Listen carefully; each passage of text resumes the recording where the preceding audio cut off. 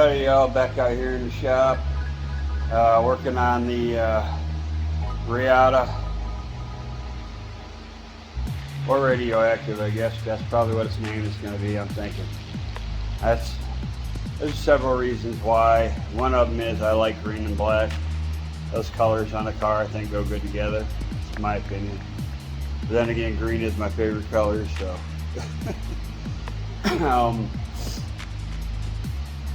The other thing is we're going to get on this creeper here and climb underneath of it and take a look to see what it's going to take to drop that subframe and see what we got to do to mount the Mustang front end.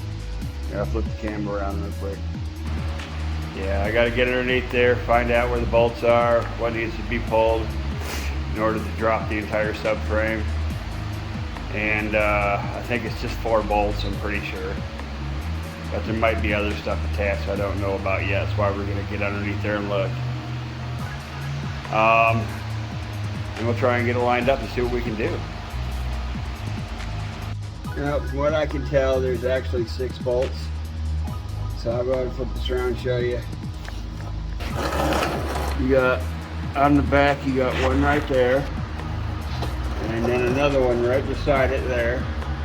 And then up front, I got something caught on the wheels of mine. And we got one, which I don't know if you can see it or not, it's up in that hole. Hey.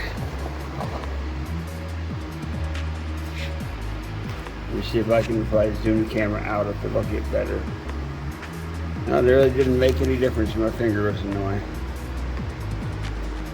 But anyways, there's 1 bolt there. Multiply that by 2 and you get 6. So we got 2 back there and 1 up here, which is 3 for 1 whole side.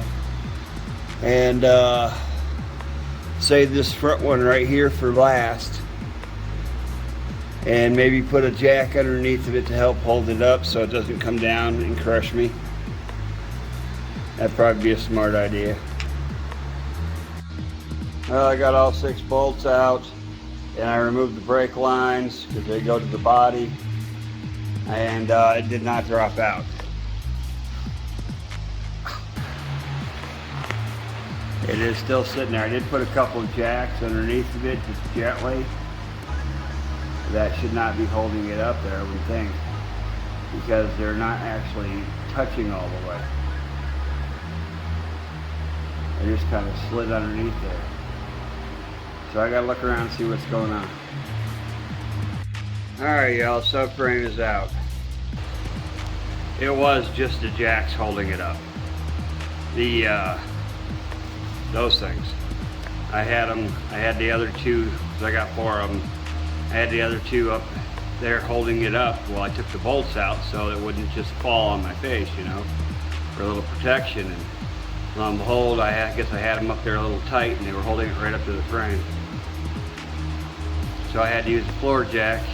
You can see over there on the far side, still underneath the frame. Jack up one side at a time, pull the jacks out, lower it down. And lo and behold, it worked. Yeehaw. Alright, so I guess what I'm doing right now is getting the tractor over here.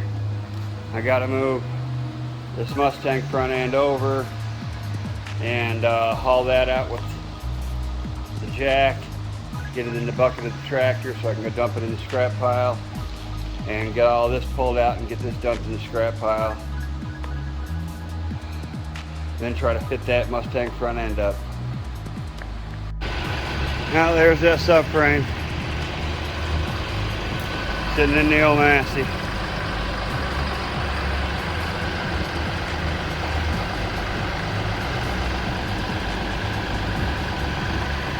Woo! That was rough to get in there, but it's there. Now I'm going to throw all this crap in there too and go dump it in the scrap pile. Alright y'all, I got the front end sitting underneath here on some jack stands and a chain. Let me flip you around and show where we're at. It does appear that this front end is a little wider, but that shouldn't be a problem. And the reason being, once I get it lined up and in place where it's going to actually be, which is what I'm going to start working on here in just a minute. Then I will drill a hole straight through here to start off with. Okay, and through the bottom, nut and bolted on both sides once it's squared.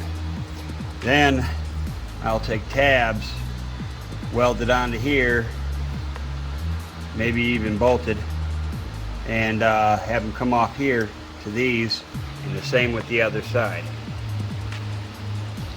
That is the plan for this, for the beginning, for starting it all.